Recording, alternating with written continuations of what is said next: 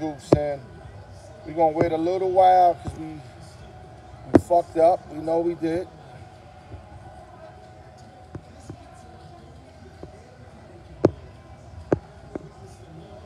Anybody that's tuning in, we apologize. Tried a new device, it didn't work. So we can only keep doing what we do, man. X-Man, work with us, man. Yeah, I have to use my phone. I got a computer. Spend a lot of bread, but it don't matter. I don't know how to utilize it, so I got to take it back to the shop type shit. We're going to give a little time, let people tap in. You feel what I'm saying? X, ask us some questions. Feel free, whatever, man. Live for the Silverton Casino. Alyork Sportsbook Jeff. You know he's always here, got my back no matter what, man. That's what he does, man. I'm going to talk a little bit just to kill time so we can get the people to jump in. We got games of the week. A lot of good games on. You already know what it is. And we just going to talk to y'all. So, Jeff, anything you want to add on, like today, whatever's going on? What I just want to say is I want to tip my cap, University of Missouri, for the majority of 3+ quarters. Led the #1 team in the country. Facts. In Columbia, Missouri tonight. Just ran out of gas in the end. But salute to a hell of an effort. Great game. Bulldogs trailed the whole game. We actually was watching it here live from the Silverton Casino. And Georgia found a way to come back and win the game. Kirby Smart and company, I don't know how they did it. It was getting demolished. They couldn't get no touchdowns, etc. But they found a way to win. And that's what real good teams do, is find a way to win. You know what I'm saying? So I'm just waiting for a couple of people to touch up, man. Yeah. I told you, actually, if you remember, I said the Braves would catch the Mets in the last week of baseball, especially if DeGrom and Scherzer ain't lights out. And obviously they wasn't lights out. DeGrom got touched up yesterday. Scherzer got touched up today. Braves got a 1-game lead with approximately 4 games left, you said, right? Right. Now let me ask you something. Does Judge get the record? They're pitching around him. You know, they're making it impossible for Judge to hit that 62nd home run, which is going to be worth, by the way, $5 million, whoever gets that ball. But Jeff, listen, we can't wait for the peoples no more. Let's just start this beautiful session like we always do. This session is called Games to Watch, NFL Super Sundays, Sportsbook Jeff, Alyork Sports. We're going to start off with game number 1 in London, 6 in the morning in a lot of places, 9 a.m. maybe in the East Coast. First game of the day is going to be 2-1 Minnesota Vikings versus the 1-2 New Orleans Saints. The Vikings are favored by -3. Who and why? Talk to them. I need you inside, baby. Well, you know, when it comes to London games, guys, a couple things I always look at. One being, I want to know when both teams arrived in London. Look at them, Jeff. I will tell you that the Saints went to London on Tuesday. They've been acclimating to their environment. The Vikings didn't get in until late Thursday, early Friday morning. So it's a short turnaround for the Vikings. Injuries. It looks like Dalvin Cook is going to play for the Vikings, even though he has not been effective so far this year.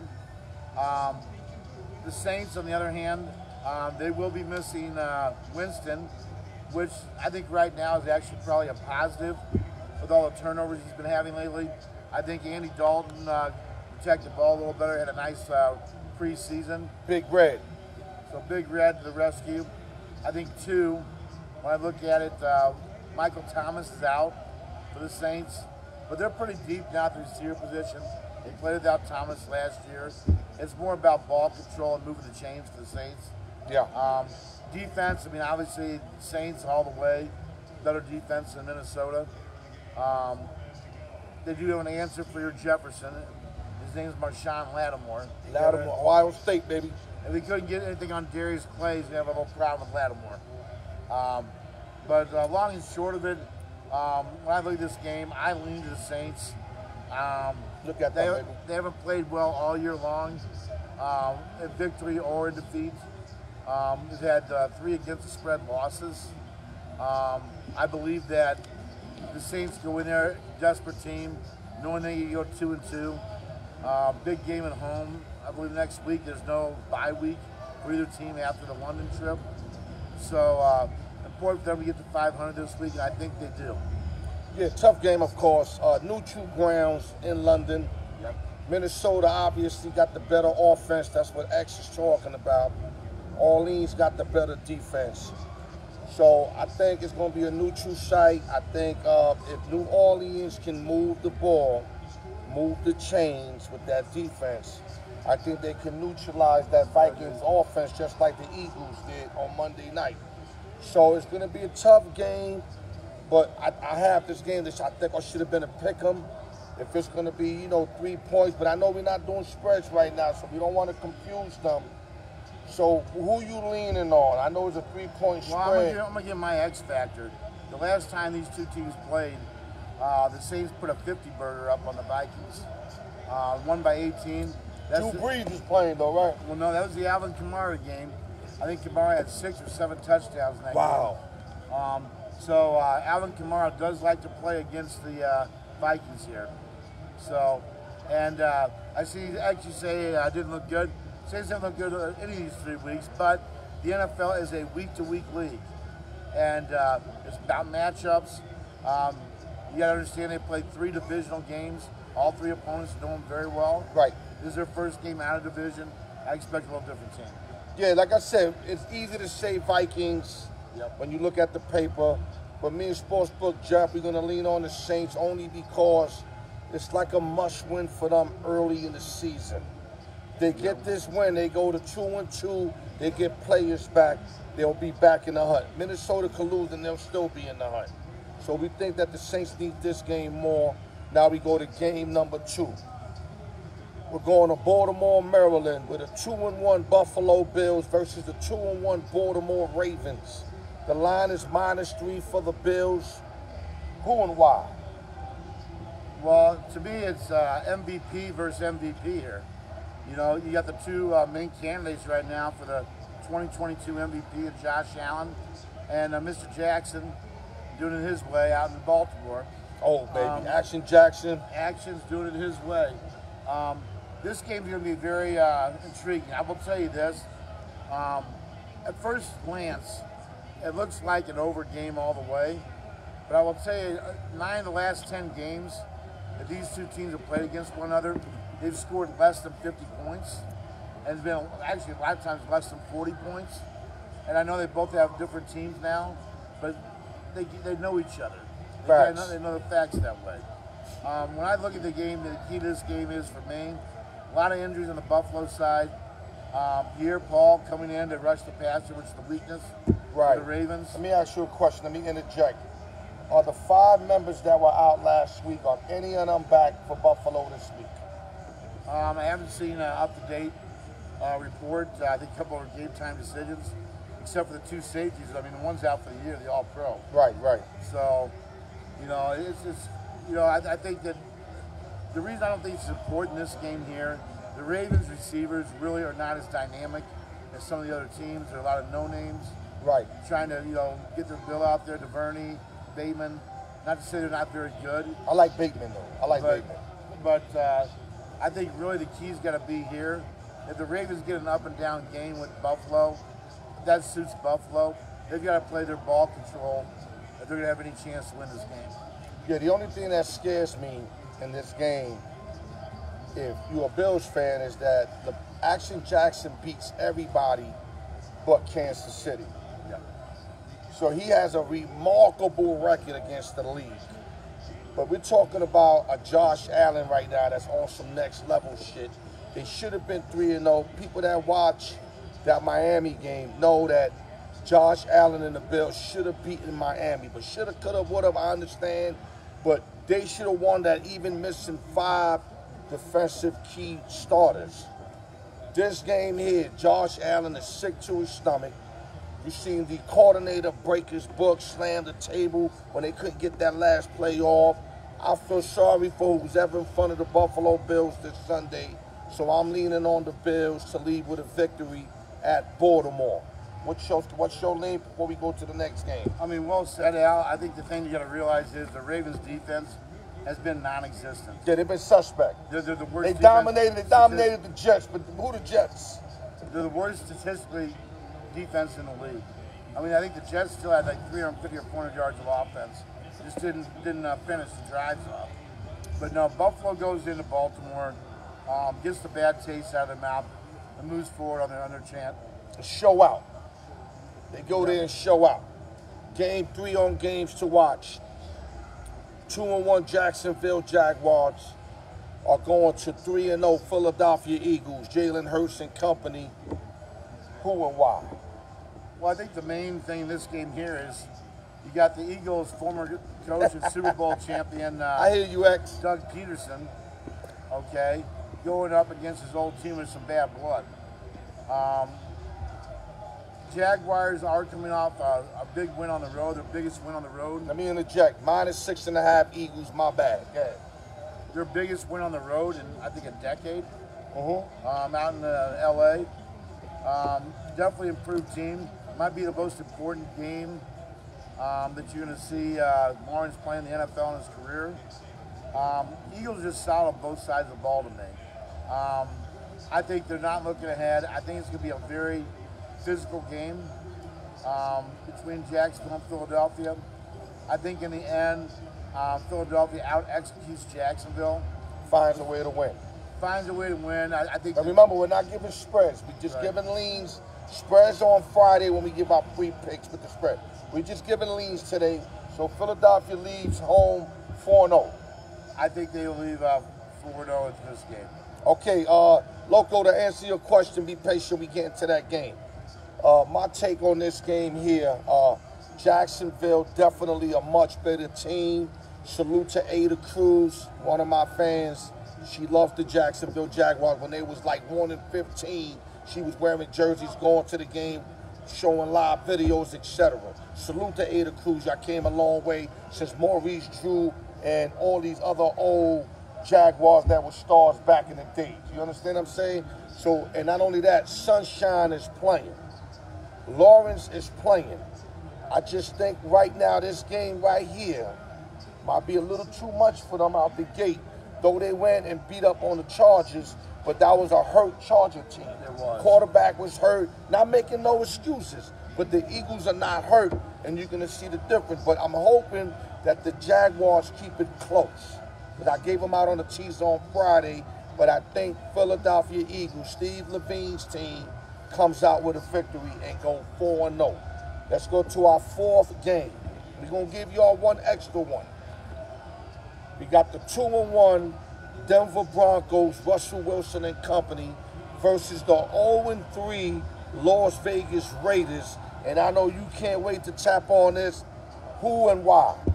Well, basically, I mean, you got an 0-3 team favored over a 2-1 team. You know, what does that tell you? I'll tell you what it tells me. That 2-1 team's not very good, and they're not. They've been very fortunate today to get to where they're at, and I think that the Raiders are pissed off. They're coming home. It's going to be rowdy here in Vegas. I'm looking for a rout by the Raiders on Sunday. I like Russell Wilson a lot. I picked the Denver Broncos to make the playoffs. I can sit here in front of y'all and say that they're lucky to be 2-1. Now, others could say they could be 3-0, that they should have beat Seattle. I get that. But they also could have lost to the Texans, and they definitely should have lost to the Niners Sunday night. Yes. So that could go either way. This is another game that's a must-win game. Like I feel the New Orleans Saints game is a must-win. The Raiders is definitely a must-win, especially playing in the AFC West, who, by the way, none of them is going crazy over there anyway. No. But it is a real tough division, and you Raiders got to start winning before they just knock themselves out the playoffs. You know what? You can't win 10 or 11 games until you win the first game. Raiders need to focus on winning a ball game. Yeah, you got to win one game. One and, game, and me and good Jeff, team. Sportsbook Jeff, really think right now that the Raiders will find a way to win. Let's go to game number 5. Loco, this is for you. We got the 2-1 Kansas City Chiefs. Patrick Mahomes, a.k.a. Showtime, versus the 2-1 Tampa Bay Bucks with Uncle Tom and the Tampa Bay Bucks who never seem to let up, even though they haven't been playing great games, but they still 2-1, Jeff. Yep. Who and why? Well, I think that when I look at this game here, I mean, obviously the weather was a big distraction this week down in preparation for this game. I think that really it might have been more of a distraction for Kansas City. Hold up. X said who Brady's throwing the ball to. Well, you got Mike Evans come back to suspension. Evans is back. We got 2 guys, be it Julio and Godley, their game time decisions. And Cole Beasley they just signed, so he's Probably also a enjoys key. them playing, yeah. Yeah, he's a key receiver. Cole Beasley's a key receiver. He's like a blanket. He can bail him out on 3rd downs. But if Julio's playing, I keep telling you, I know you said he lost a step. Remember, he doesn't have to be the main target. Just catch 3 big catches to move the chains, have Fournette and them run the ball, Brady run the offense. You're going to have to slow down the machine of Kansas City Chiefs, because if they try to go point for them, you know and I know that's not going to win for the Tampa Bay Bucks. They're going to have to ball control the shit out the ball, move the chains, and dictate the game. Go ahead, Jeff. And when I look at this game here, I mean, a couple big points. It's the first game since the Super Bowl when Tampa Bay blew out Chiefs at home. So I know that the Chiefs got a little bad taste in their mouth. But I also look at the Chiefs are not hitting on all cylinders. They haven't figured it out offensively yet either. And the defense for the Tampa Bay may be the best in the league right now. And the fact that Tom's getting some weapons back, I don't see them losing back-to-back at home, especially. And also with the people of Florida going through the hurricane and out of their homes, it's kind of like that win to bring everybody together type deal. I expect it to be tight, competitive. I think it's going to be low scoring, more low scoring than you think it's going to be. But I like Tampa Bay in a lead. Okay, now both sides were very upset with their last loss. Patrick Mahomes was arguing with Coach Eric Bieniemy, and that wasn't nothing fake. So both of them are angry going into this game. They are. But the fact that they add Tampa, and Tampa lost the home game, to me, they get the lean on this game here. Now, if this was an Arrowhead, I might be thinking the other way. Correct. But since it's at Tampa, we're going to lean with the Bucks. Now, this is the additional game we're going to give y'all for working with us and staying with us, because we had technical difficulties with my new device, so we owe y'all. So this is the extra game we're going to give y'all. Monday Night Football, the Los Angeles Rams are traveling to Frisco to play the Frisco Niners, and the line is -1.5 for the Niners, who actually own the Los Angeles Rams. Who and why? 49ers have won 7 in a row regular season against these Rams. The only game they didn't win was when it counted the most, by a field goal in that championship game to the Rams prevailed.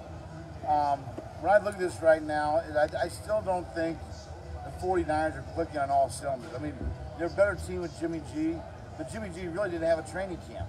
They threw him in there when Lance got hurt, and yeah, he can go and do some things, but I mean, the Rams look like they could get control of this division, and they may need to early on with the schedule they got to play. I mean, their schedule is absolutely brutal. They still got Tampa. They still got Green Bay. There's a lot of uncertainty going on with the Rams, Jeff. We don't know Stafford's conditions. Cam Akers ain't what he is. You know, they lost a couple of receivers last year. Defensively, okay, they played good against your Cardinals, but what is that really saying? They play against the Cardinals every time. That's what I'm saying. You see when they play the Buffalo Bills, the Buffalo Bills steamboated on them. Right. Suge Knight, I see you. Don't think I don't see you. See you through the periphery. I hope all's well. But I'm going to lean on the Frisco Niners to prevail in this game, especially having that heartbreak loss in Mile High. So I think they come back here and they sneak a victory over the Rams. Your take on Who you leaning on this game? Okay, hold on a second. Guess you like to know. No, very, very, very slight lean 49ers. But I think that it's going to go down to the wire. Wouldn't surprise me if the Rams went in there and had their best game of the year either. So that's what I think it is right now. It's exactly, a X. pick 'em game. X, losing Miller, losing, couple wide receivers, OBJ, Stafford not being 100. They look like they got a hangover still. They beat the Cardinals, but like I said, that's not saying much. Now, if they come Monday night and they put the whip ass on Niners, then we can say the Rams are back. But I don't see that happening. Niners know this team. They know how to beat this team. And I think Garoppolo's the right guy to lead them to victory on Monday night. So we're gonna do you another favor, X. He said Jets on Steelers. I know you wanted to talk about that. Not that it was a top 5 pick, but you got something intriguing on this game. Educate them what you told me yesterday, brother.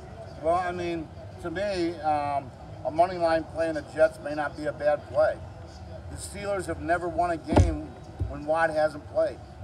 On top of that, the Jets are getting back Wilson, which I don't know if that's good or bad at this point.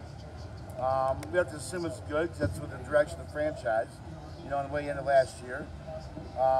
But I just don't think Pittsburgh's all cut up to be what they're supposed to be. The only thing that worries me about this game, Pittsburgh's schedule is brutal. You lost a home game. Who they lost to recently at home? They lost to the Patriots, and not very good either. Yeah, they lost to the Patriots. I don't think they're going to lose to the Patriots and the Jets. And if they lose this game, I'm telling y'all right now, you might as well mark it down right now 1-7. that Tomlin's going to have a losing season. Pittsburgh has to win this if they want to go like 500 or a game over 500 because they're not very good. I mean, I like their team, but the quarterback situation is shaky.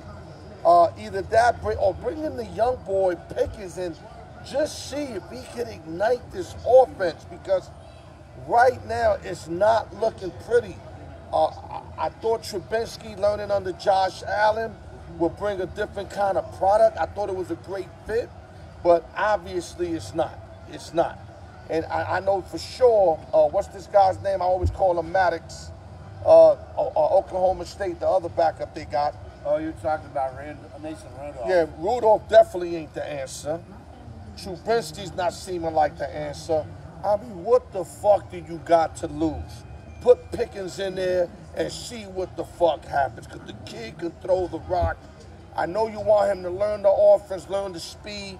This is a perfect game to put him against the New York Football Jets who's still trying to figure out this football shit. And with that, guys, thank you for tuning in. Appreciate you guys dealing with us with the technical difficulties. Like I told you, every Saturday, me and this gentleman right here are going to give you games to watch. And this is important because if you bet in money, we can kind of help you. And if you agree with us, then you can put bread on that game because now you got you thinking you like them. You got us experts on top of what you thinking. That's how you make the money. That's exactly how you make the money. And with that, great job, Sportsbook Jeff. We've been under duress all fucking day, but we're still able to give these guys a great show because why it's great?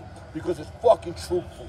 Everything we speak is truthful. So how can something truthful not be great? And with that, by the way, you put that Oklahoma loss again. Yeah, we know. I had Oklahoma State. If you look back and read, and they won. Right. We had Oklahoma State. But I also had TCU this morning, so I won. Yeah, I like the over too. Remember, I said I like the over. Guys, take care. We'll look into y'all local.